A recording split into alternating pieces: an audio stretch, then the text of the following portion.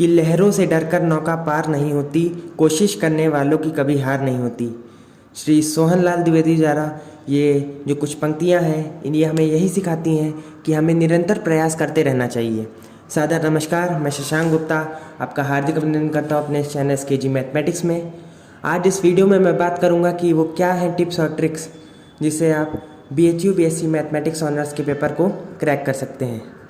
2021 में जो पेपर होने वाला है वो ऑनलाइन मोड में होगा। और क्या है वो मूल मंत्र जिससे आप किसी भी एग्ज़ाम को क्रैक कर सकते हैं, जानिए इस शॉर्ट एंड प्रिसाइज वीडियो में।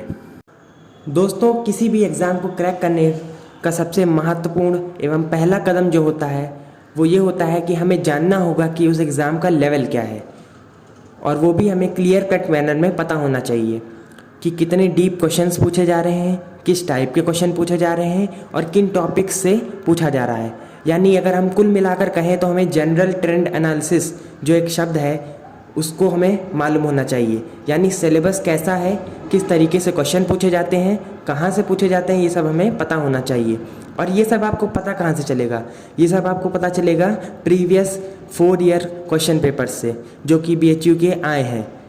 तो उनको आप एक बार खंगोलिए और देखिए कि कहाँ से क्वेश्चन पूछे जा रहे हैं। साथ ही साथ आपको अपने सिलेबस की पूरी जानकारी होनी चाहिए कि कितना कितना आने वाला है, और फिर आप मैच करिए, उसको सिलेबस को नोट कर लीजिए और मैच करिए कि कितना आपको आता है परफेक्टली और कितना भी बचा हुआ है जिसे आपको तैयार करना है। The second most important thing is consistency. पढ़ाई जारी रखना है आपको, यानी कितनी भी डिफ़िकल्टीज़ क्यों ना आ जाए।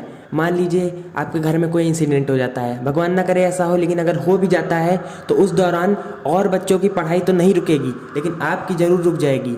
तो उसमें क्या है, आपको पढ़ाई भले ही आप 1 घंटे करें लेकिन आपको करनी है। कंसिस्टेंसी एक वो मूल मंत्र है, एक वो चाबी है जिससे आप किसी भी एग्ज़ाम को क्रैक कर सकते हैं। आपको अपनी पढ़ाई जारी रखनी है, कितना भी आपके संघर्ष हो आपके जीवन में, आपको पढ़ाई जारी रखनी है। भले ही आप 1 घंटा ही एक दिन में दे पाएँ लेकिन आपको देना ज़रूर है। डॉक्टर कलाम ने भी कहा है कि if you want to shine like sun, first burn like sun. यानी अगर आपको कुछ पाना है तो आपको कुछ ना कुछ पीड़ा तो देनी ही पड़ेगी अपने शरीर को, और तभी सफलता आपके हाथ लगेगी। तीसरा अहम भाग जो ये है कि दिनचर्या आपको सही रखनी है। Healthy mind is necessary. यानी बेस्ट सक्सेस आपको तभी मिलेगी जब आपका माइंड अनबर्डेंड होगा।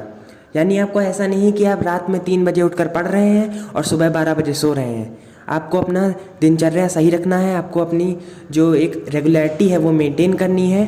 आपको ढंग से पढ़ना है और एक तरीके से पढ़ना है, एक सलीके से पढ़ना है। देखिए, सबका पढ़ने का तरीका अलग होता है, मैं ये मानता हूँ, लेकिन आपको शारीरिक हानि नहीं होनी चाहिए पढ़ाई से, क्योंकि अगर आपका माइंड बर्डनड हो जाएगा तो आप एग्ज़ाम के दिन वही कर आएंगे और वही गलती कर आएंगे जो सब लोग करते हैं और जिससे सबका सिलेक्शन नहीं होता है। ठीक है, तो आपको क्या करना है कि आपको अपनी दिनचर्या सही रखनी है। हेल्दी डाइट लीजिए, आप थोड़ा सा अपने आप को रिफ़्रेश करते रहिए। अपने टास्क से जो भी आपकी को करिकुलर एक्टिविटीज़ हैं उनको देखिए और उन पर भी थोड़ा ध्यान दीजिए और आराम से आप पढ़ाई करिए, इससे कोई आपको हानि नहीं होने वाली। जो 4th पॉइंट है वो ये है कि आपको क्वेश्चंस प्रैक्टिस करने हैं as much as you can, but with variety. यानी आपके क्वेश्चंस में वैरायटी होनी चाहिए। एक ही क्वेश्चन बहुत सारे आप जो हैं डिफरेंट वैल्यूज़ के साथ हज़ारों क्वेश्चन मत सॉल्व करने बैठिए। वैरायटी ऑफ क्वेश्चन सॉल्व करिए जिससे आपका एक क्वेश्चन बैंक तैयार रहेगा। आपका मतलब जो है वैरायटी आपके अंदर आ जाएगी कि अगर ऐसा क्वेश्चन आ जाए तो भी मैं कर लूँगा, उस तरीके का आ जाए तो भी मैं कर लूँगा। और एक सलाह मैं देना चाहूँगा, जो मोस्ट एक्सपेक्टेड क्वेश्चंस आपको लगते हैं आपके एनालिसिस के ऊपर, जो आपने प्रीवियस ईयर क्वेश्चंस को देखा है कि इस तरीके के क्वेश्चन आ रहे हैं, उनका आप स्क्रीनशॉट ले लीजिए। वही स्क्रीनशॉट जो होगा 2 दिन पहले, जब एग्ज़ाम के पहले आप बैठेंगे और आप अपना मोबाइल चेक करेंगे तो आपके पास नहीं कम से कम 500 स्क्रीनशॉट्स होंगे, और वो 500 स्क्रीनशॉट आपका खुद का बनाया हुआ एक क्वेश्चन बैंक तैयार हो जाएगा जिसे आप देख कर जाएंगे अंतिम समय में, और आपका पेपर जो है वो निश्चित रूप में ढंग से और अच्छे से होगा। आखिरी और अंतिम पॉइंट यह है कि आपको मॉक टेस्ट प्रैक्टिस करने हैं जिससे आपको एक एग्ज़ाम की फीलिंग आ जाएगी। और ये मॉक टेस्ट केवल 1 या 2 नहीं होने चाहिए, कम से कम 10 होने चाहिए, और एक एग्ज़ाम से 2 दिन पहले आप ज़रूर करें जिससे आपको एक रियल एग्ज़ाम की फीलिंग आ जाए कि कैसे आपको वहाँ पर बैठना है, क्या आपके अंदर तनाव तो नहीं आ रहा है एग्ज़ाम देते वक्त या ऐसा कुछ तो नहीं हो रहा है जिससे आपका एग्ज़ाम ख़राब हो सके। तो इस सब जो दुविधाएं आपके एग्ज़ाम के वक्त होती हैं, इनसे आपको बचने के लिए मॉक टेस्ट को प्रैक्टिस करना है। आप मॉक टेस्ट कहीं से भी परचेज़ कर सकते हैं। कुछ साइट्स हैं यूट्यूब पर जो आपको मॉक टेस्ट प्रोवाइड कर देंगी, और कुछ वो अपना पेमेंट तो लेंगे ही, वो आपको प्रोवाइड कर देंगे, लेकिन उससे आपको फ़ायदा ज़रूर होगा। उन्हें आप ज़रूर बाय कर लीजिए और उन मॉक टेस्ट को दीजिए, उससे आपको बेनिफिट होगा।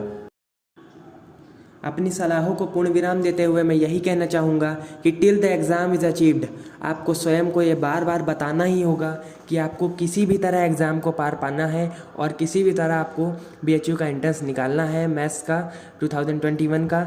और ये आप तभी कर पाएंगे जब आपका दृढ़ निश्चय होगा, डिटर्मिनेशन होगा, और आप किसी भी उल जुलूल एक्टिविटी में इन्वॉल्व नहीं होंगे। ये नहीं कि आप मोबाइल चला रहे हैं तो मोबाइल ही चला रहे हैं, पढ़ने में ध्यान नहीं है आपका पढ़ने में ध्यान होना चाहिए।